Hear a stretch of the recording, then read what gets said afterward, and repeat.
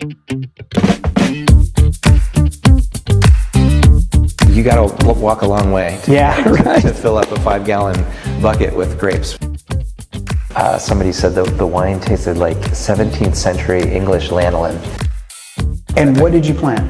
Cabernet, in a spot Cabernet. where Cabernet will not ripen on a regular basis.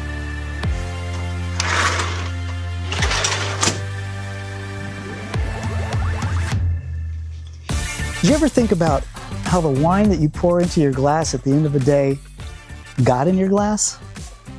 It's a process that demands hundreds and hundreds of decisions to faithfully represent what that grape was on the vine. I had the pleasure of sitting down and talking with Garry Brooks of Brooks Note Winery here in Sonoma County, and we talked about that process a little bit and how the bug bit him to become a winemaker, to pull him out of the corporate world and into the world of winemaking. I think you're going to find our conversation enlightening and a lot of fun. Cheers.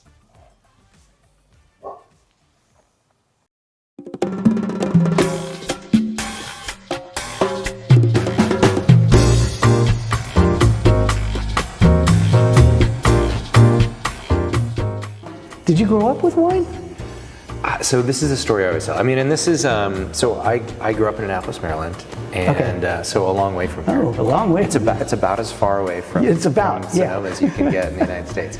So, my grandfather had been in World War II, and he was with Patton, and he sort of marched across Germany, and he came home from his experience with a love of French food wines? and wine. And my grandmother was an amazing cook, and so, you know, every Sunday night for dinners we'd be gathered around the table, and my family, my aunt worked for Jimmy Carter, and everybody else was very conservative. And so there would be a deep argument about politics at one end of the table.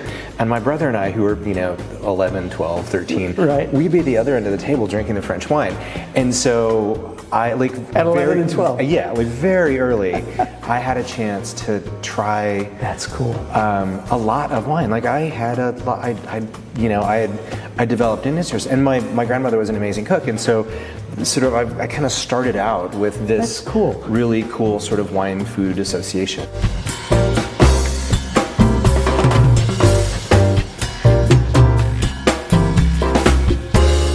I met my wife, Joanne.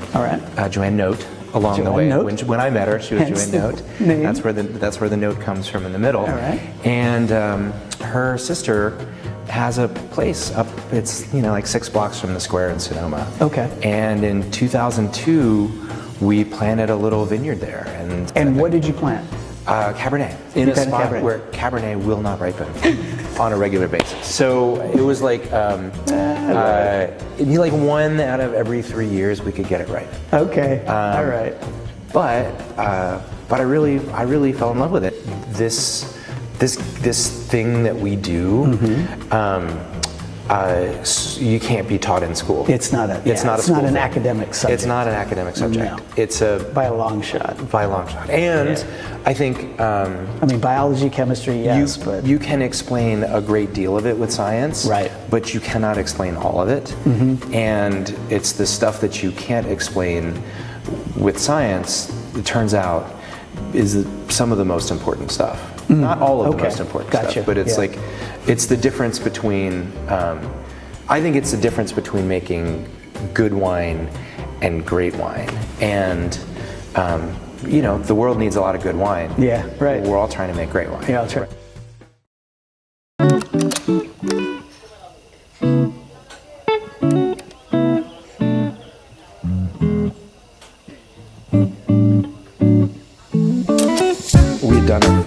A French wine tasting, and God, I wish I could remember what wine it was that I tasted. But 6 Burgundies on the table, and we did them at my friend Peter and Una's house over in Sausalito, and they had made dinner to go with it. So we did the wines, and we came back and we did the wines with dinner, and I just remember tasting this one Burgundy, and it was kind of tight when we first tasted it, and then it opened up and it was just beautiful, and it completely transformed in the glass after, with food. And it was like it was this whole journey, and there was this kind of little magic in the back of my head that's like, oh my God, I got to figure out how to do that. How to do that. Yeah. There you go. And that's kind of cool. So I'd been sort of falling in love with Pinot a little bit, and then that was like okay, this is what I'm gonna do.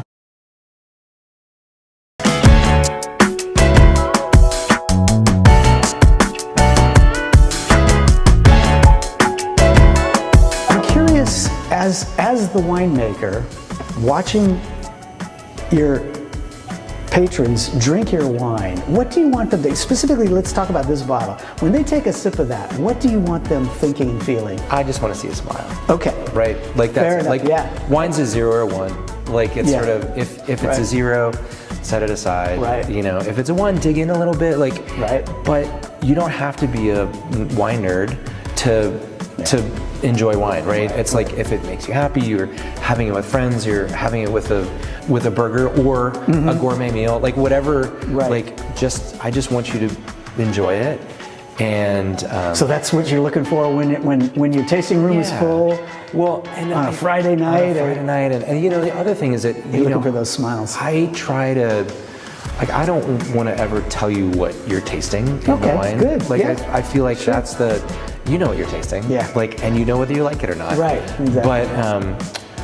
But so when you come in and do a tasting here, we try to tell you why something tastes the way it does, not what it tastes like. What it should taste like. Right. Yeah. So because what I think a blackberry tastes like and what you think a blackberry tastes like, these might be very different experiences. And some of the descriptors they use, I've never tasted these things. How do I know what that tastes like? The best one I ever heard was, I'm not telling you who said it, but it was like somebody said the wine tasted like 17th century English lanolin, and I'm like, I don't know what that tastes like. Wow, would you have that in a baggie? Yeah, where do you get that? At the Smithsonian? And you're like, okay, well, you should dial that back a little bit. Yeah, right. But it doesn't get a little crazy. Right, and so I think, at the end of the day, what's important is what you're experiencing. It's not, what I'm experiencing isn't that important. Okay.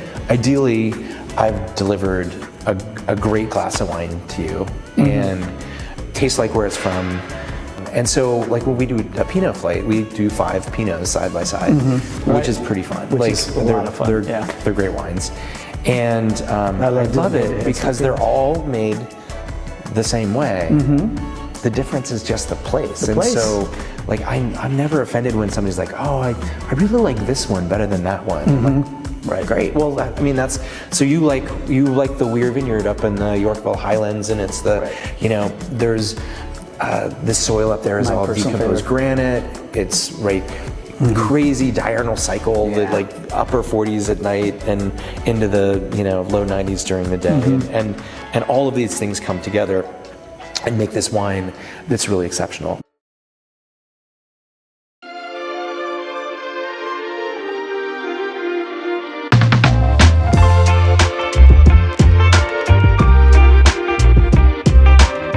So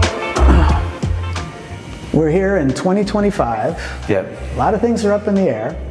Sure. With everything that's up in the air, why is wine still important? I think that this is going to go counter to probably some stuff we've read, but I think wine keeps you alive. Having a glass of wine with your friends in moderation over a meal is going to make you live longer. So it's there's a lot of studies that say that having friends, having a network, having people around you to keep you going, that it helps you in every aspect of your life. You'll live longer, you'll be healthier, and so I'm not advocating that everybody drink a ton of wine, but I think in moderation, with friends and family and and community, I think it's and when you go back 2,000 years, right? 3,000, 4,000, however, that's where wine fits into the picture. And so, I mean, obviously it did with you going back to your, right. when you're 11, 12 years old. It made a difference, right? And my grandfather made his own wine in his garage too. He always made a couple barrels. It was all just for the family to drink, and that was a part of our life. That's how you grew up, right? Yeah. And so it was always around. And my rule is that we don't put anything in the wine that I wouldn't put in my mouth, right? Okay, So good. good rule. Is it natural? I don't know, right? Is it like that's a conversation. That's a different conversation for someone a else to chemist. have. Yeah, right. But it's so we're making this thing. It doesn't have a bunch of chemicals in it. It's not made in a factory. It's not Right. it's made in a winery. Yep. It comes from fruit. So Handmade. I don't know. It's a natural process, right? It's made with these hands. So I don't know. It seems to me like it fits a lot of the things that people are looking for in something to have with their friends. Yeah, so, for sure. And I think we could say without it, it just wouldn't be as fun. Yeah, right. It just Gary, it's been a pleasure. Cheers. Well, thank you so much. That was really fun. That was a lot of fun.